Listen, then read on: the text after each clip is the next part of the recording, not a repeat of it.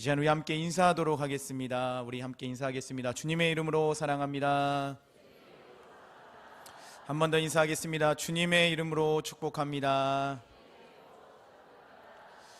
네, 오늘도 이 저녁 예배 가운데 나오신 우리 모든 성도님들을 주님의 이름으로 사랑하고 축복합니다. 여기 두 사람이 있습니다. 한 사람은 콜레스테롤 수치가 정상 범위 내에 있는 50대와 또 한 사람은 그저 주변 사람에게 공감과 도움을 베풀며 친밀한 관계를 유지하는 50대가 있습니다. 사랑하는 성도들, 문제를 내겠습니다. 이 두 사람이 80대가 되었을 때 더 건강한 쪽은 누구였을까요? 네.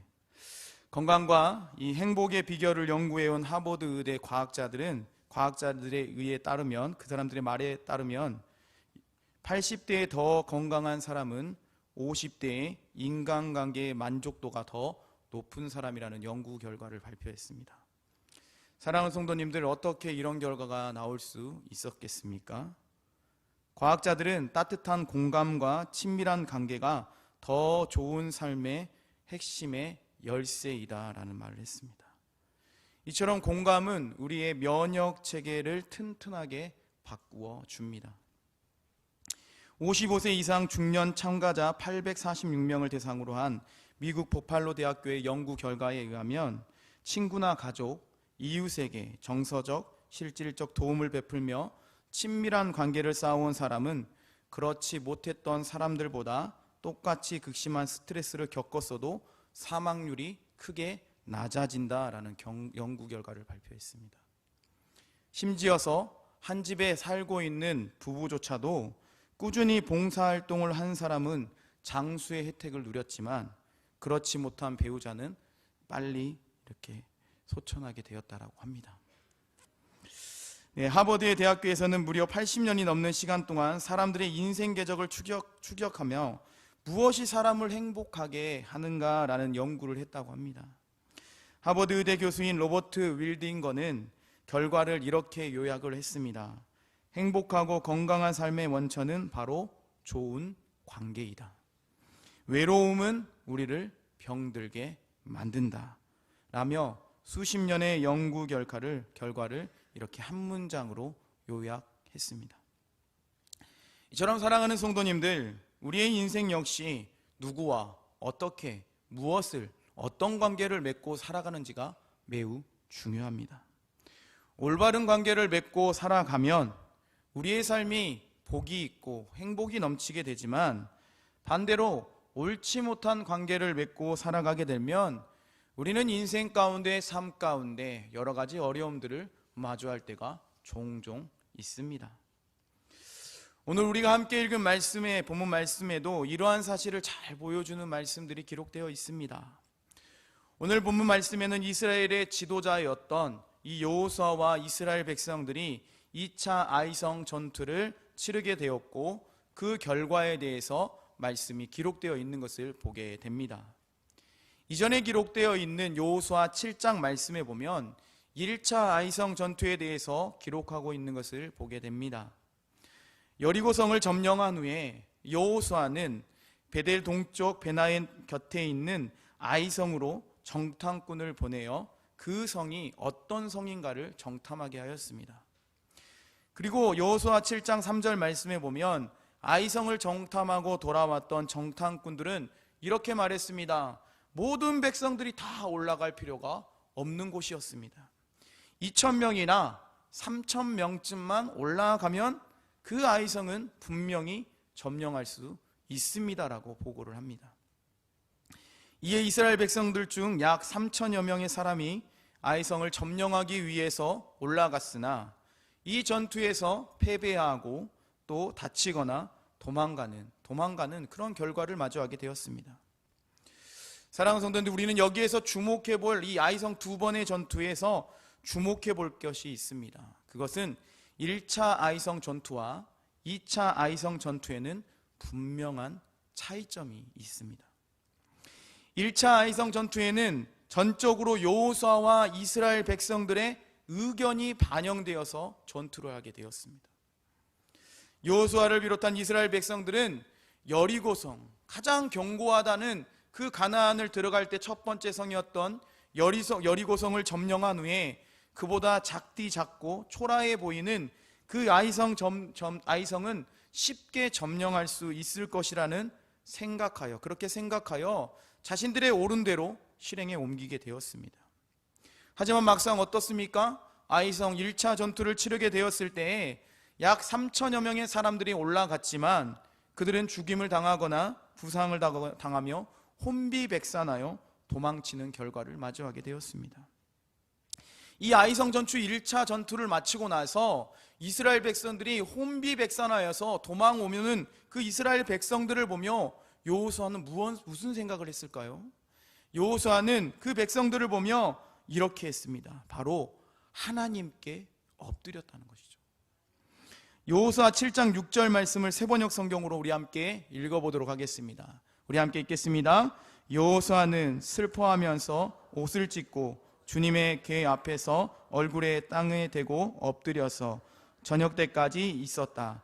이스라엘 장로들도 그를 따라 슬픔에 젖어 머리에 먼지를 뒤집어 썼다.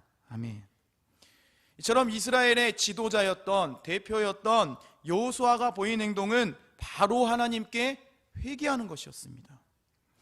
그러자 하나님께서 여호수아에게 어떤 대답을 해주시는 겁니까? 우리 여호수아 7장 11절과 12절 말씀에 이렇게 기록하고 있습니다. 우리 함께 읽어보겠습니다. 이스라엘이 범죄하여 내가 그들에게 명령한 나의 언약을 어겼으며 또한 그들이 온전히 바친 물건을 가져가고 도둑질하며 속이고 그것들을 그들의 물건을 가운데에 두었느니라. 그러므로 이스라엘 자손들이 그들의 원수 앞에 능히 맞서지 못하고 그 앞에서 돌아섰나니 이는 그들도 온전히 바친 것이 됨이라. 그 온전히 바친 물건을 너희 중에서 멸하지 아니하면 내가 다시는 너희와 함께 있지 아니하리라. 아멘. 사랑하는 성도님들, 하나님께서 여호수아에게 어떤 대답을 해주시고 있습니까? 무슨 말씀을 하셨습니까?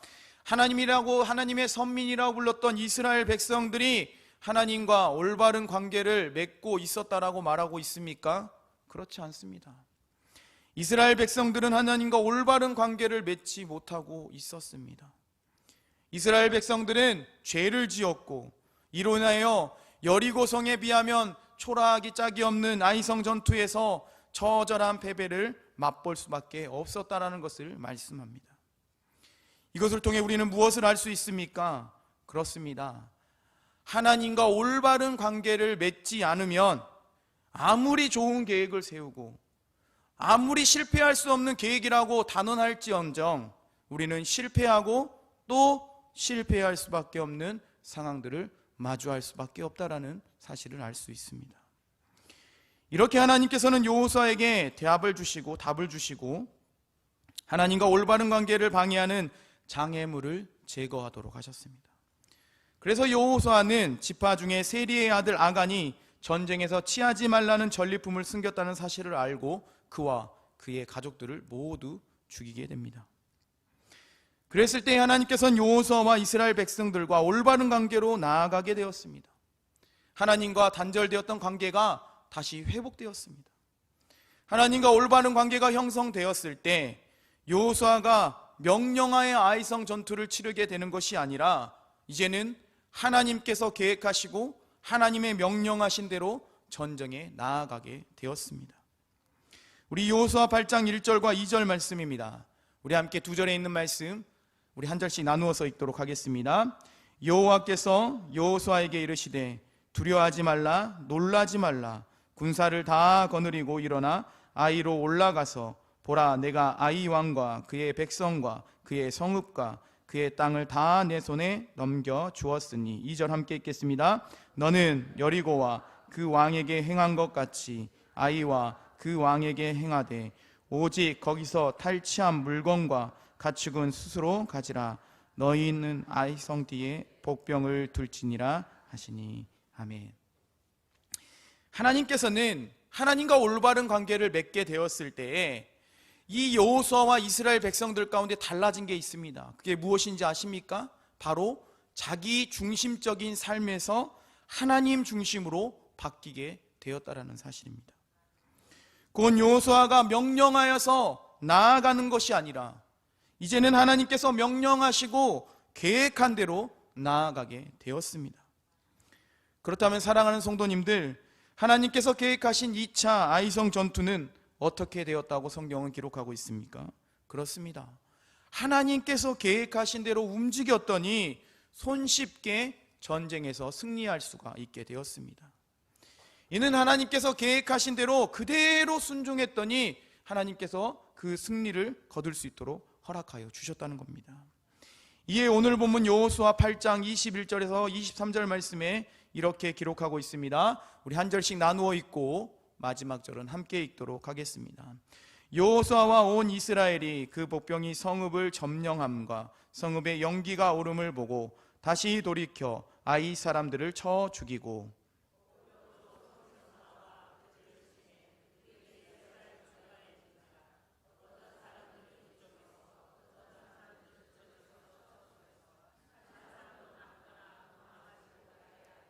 23절 말씀 함께 읽겠습니다. 아이 양을 사로잡아 여호수아 앞으로 끌어왔더라. 아멘. 하나님께서는 이 아이성의 두 번의 전쟁을 통해 하나님과 올바른 관계를 맺고 살아가는 것이 얼마나 중요한지를 보여주고 있습니다. 사람이 아닌, 사람과의 관계가 아니라 하나님과의 올바른 관계를 맺고 나아갈 때만이 전쟁에서 승리하는 길이라는 것을 보여주셨습니다. 이는 여호수아와 이스라엘 백성들이 이제 가나안 땅에 있는 이 땅들을 점령하고 나아갈 때 매우 중요한 역할을 하게 되었습니다. 이처럼 오늘 예배 가운데 모이신 우리 성도님들께서도 하나님과 올바른 관계를 맺되 지속하기 위해서 내 중심적인 삶을 버리시고 내 삶 가운데 하나님이 중심이 되는 삶을 살아가는 모두가 되시기를 간절히 소망합니다. 그럴 때만이 우리의 삶이 형통하고 그럴 때만이 우리의 삶을 하나님께서 인도하여 주실 줄 믿습니다. 또한 여호수아 역시 두 번의 아이성 전투를 통해 하나님과 올바른 관계를 맺고 살아가는 것이 얼마나 중요한지를 깨닫고 그 이후에 행했던 것들이 오늘 본문에 나옵니다. 여호수아 8장 30절 말씀입니다. 우리 함께 30절 말씀을 함께 읽어보도록 하겠습니다. 그때에 여호수아가 이스라엘 하나님 여호와를 위하여 에발산에 한 제단을 쌓았으니. 아멘. 사랑하는 성도님들, 여호수아가 하나님과 올바른 관계를 맺고 지속하기 위해서 무엇을 했다라고 성경에 기록하고 있습니까? 하나님께 감사로 예배를 드렸습니다. 여호수아는 에발산 위에 하나님을 위해 제단을 쌓고 하나님께 감사의 예배를 드렸다라는 것을 30절에 기록하고 있습니다. 이는 여호수아가 아이성의 두 번의 전쟁을 통해 전쟁의 승리는 여호수아의 지략이 뛰어난 것이 아니라 이스라엘의 백성들이 우월한 것이 아니라 하나님의 전적인 인도하심과 보호하심을 통해 그 은혜의 결과물이라는 사실을 보여주고 인정하는 것이 바로 이 예배였습니다. 또한 다시는 여호수아 자신을 포함한 이스라엘 백성들이 더는 교만하지 아니하고 하나님과 올바른 관계를 맺고 나아가겠다는 것을 보여주는 것이 바로 이 예배였습니다. 이처럼 하나님과 올바른 관계를 맺는 것도 중요하지만 지속성을 유지하기 위해서는 뭐가 중요합니까? 예배, 바로 예배가 중요합니다. 우리는 이러한 사실을 성경에서 종종 볼 수 있습니다. 구약 성경에 보면 우리가 잘 알고 있는 노아는 하나님이 명령하신 대로 방주를 만들게 되었습니다. 그리고 때가 되었을 때 하나님께서 말씀하신 대로 땅에 40일 동안 밤낮으로 비를 땅 위에 쏟아내게 됩니다. 곧 하나님께서 어떻게 하신 겁니까? 하나님께서 세상 사람들의 죄악을 보시고 홍수로 심판한 사건입니다. 그리고 비가 그치고 땅에 물이 마르기 시작하여 다시 방주에서 나오게 되었을 때 노아가 가장 먼저 한 것이 무엇이라고 성경은 기록하고 있는지 아십니까?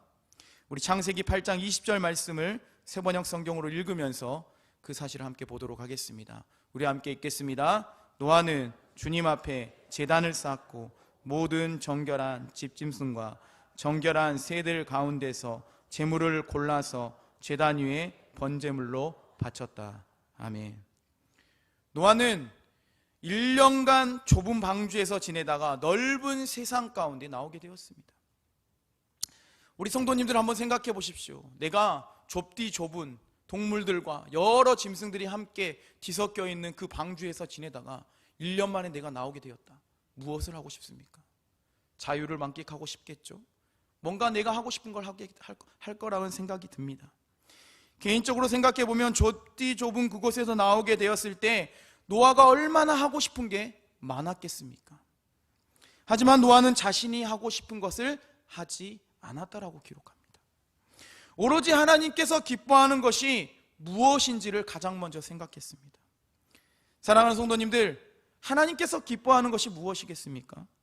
그렇습니다. 하나님을 경배하고 하나님의 이름을 높이고 하나님을 찬양하는 것을 원하십니다. 이처럼 노아 역시 하나님께서 기뻐하시는 예배를 하나님께 드렸습니다. 약 100년이라는 세월 동안에 방주를 완성하게 하시고 세상의 홍수로 심판하실 때에 가족을 포함한 이 가족들, 자신을 포함한 가족들을 지켜주신 그 은혜, 자신을 구원해 주신 그 은혜에 감사하며 감격하며 하나님께 감사함으로 예배를 드렸다라는 사실입니다. 그럴 때 하나님께서 이 노아를 보시고 어떻게 하셨겠습니까? 하나님께서 그 노아에게 특별한 은혜를 주셨습니다. 그것이 무엇인지 아십니까? 그렇습니다. 노아를 통해 새로운 인류의 조상이 되는 영예를 누릴 수 있도록 해주셨다는 사실입니다. 그 노아가 자신을 생각하지 아니하고 하나님을 위한 삶, 하나님이 기뻐하는 그 진실한 예배를 통해 나아갈 때 다른 사람이 누릴 수 없었던 특별한 은혜를 누리게 되었다라는 사실입니다. 이처럼 오늘 예배 가운데 모이신 우리 성도님들께서도 우리가 드리는 예배를 통해 하나님과 올바른 관계를 지속하며 나아가는 모든 성도님들 되시기를 바랍니다. 그럴 때 하나님께서 여기 모이신 우리 성도님들 가운데 특별한 은혜를 허락하여 주실 줄 믿습니다. 끝으로 여호수아는 오늘 본문 여호수아 8장 30절에서 35절 말씀을 통해 여호수아는 이스라엘 백성들과 함께 하나님께 예배를 드리면서 모세가 죽기 전에 당부한 신명기의 말씀을 다시 회상하고 율법의 명령대로 행할 것을 권면하는 말씀들이 나오고 있습니다. 우리 조금 말씀이 길지만 여호수아 8장 31절부터 35절 말씀을 한 절씩 나누어서 읽도록 하겠습니다. 31절 말씀 제가 먼저 읽겠습니다. 이는 여호와의 종 모세가 이스라엘 자손에게 명령한 것과 모세의 율법책에 기록된 대로 새 연장으로 다듬지 아니한 새 돌로 만든 제단이라 무리가 여호와께 번제물과 화목제물을 그 위에 드렸으며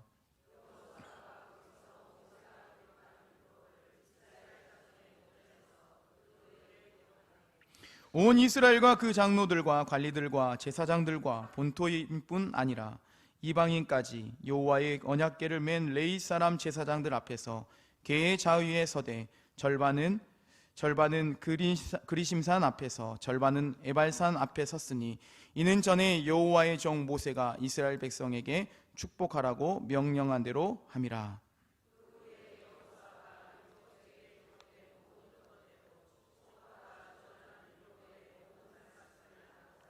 35절 함께 읽겠습니다. 모세가 명령한 것은 여호수아가 이스라엘 온 회중과 여자들과 아이와 그들 중에 동행하는 거류민들 앞에서 낭독하지 아니한 말이 하나도 없었더라.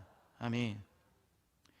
이처럼 하나님과의 올바른 관계를 지속하기 위해서는 순종하며 살아가는 것이 매우 중요하다는 말씀을 보여주는 것이 바로 우리가 함께 읽은 말씀입니다.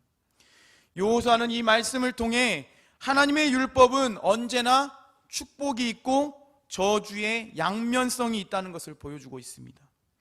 곧 하나님과 관계가 파기되었던 지난 날을 회상하면서 다시는 하나님과 관계가 파괴되지 않고 온전하게 지키며 나아가야 한다는 사실을 선포합니다. 이는 하나님과 관계를 지속하기 위해서 순종하며 나아가면 축복과 평안이 임하게 되지만 반대로 하나님과 올바른 관계를 맺지 못하고 지속이 아니라 단절되면 저주와 심판이 임하게 된다는 말씀입니다. 그래서 여호수아는 오늘 본문 말씀을 통해 하나님과 관계를 지속하기 위해서 세 가지를 실천했던 것을 우리는 함께 보았습니다. 첫 번째가 뭡니까? 자기 중심적인 삶을 내려놓는 일이었습니다. 두 번째는 하나님께 온전하고 감사하며 예배드리는 삶이었습니다. 세 번째는 하나님의 말씀에 늘 순종해서 그대로 행하는 삶이었습니다.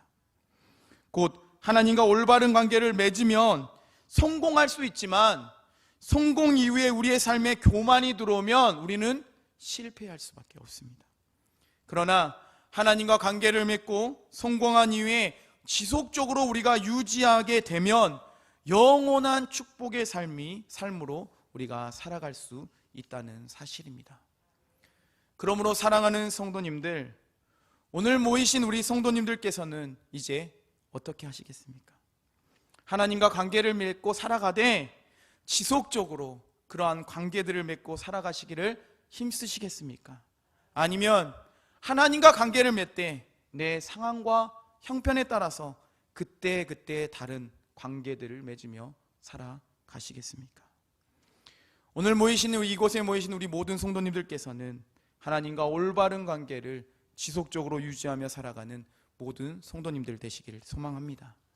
하나님과 올바른 관계를 맺고 살아가면, 지속하며 우리가 살아가면 우리의 삶은 실패와 우리의 삶은 좌절이 아니라 축복과 평안이 넘치게 될 줄 믿습니다. 우리 모든 이 사실을 기억하고 우리가 하나님 앞에서 온전히 관계를 맺고 살아가는 모두가 될 수 있기를 간절히 축원합니다. 기도하겠습니다. 살아계셔서 우리 가운데 역사하시는 하나님 아버지, 이 주일 저녁 예배를 통해 우리에게 말씀하여 주심을 감사합니다. 하나님, 우리에게 말씀하여 주셨사오니 우리에게 정말 하나님 중심적인 삶, 하나님을 예배하는 삶, 하나님의 뜻 가운데 온전히 나아가는 삶을 통해서 우리가 살아갈 수 있도록 붙잡아 주시옵소서. 그래서 우리의 삶이 저주와 심판이 아니라 축복과 평안이 넘치는 삶을 살아갈 수 있도록 은혜 베풀어 주시옵소서. 살아계신 예수님의 이름으로 기도합니다. 아멘.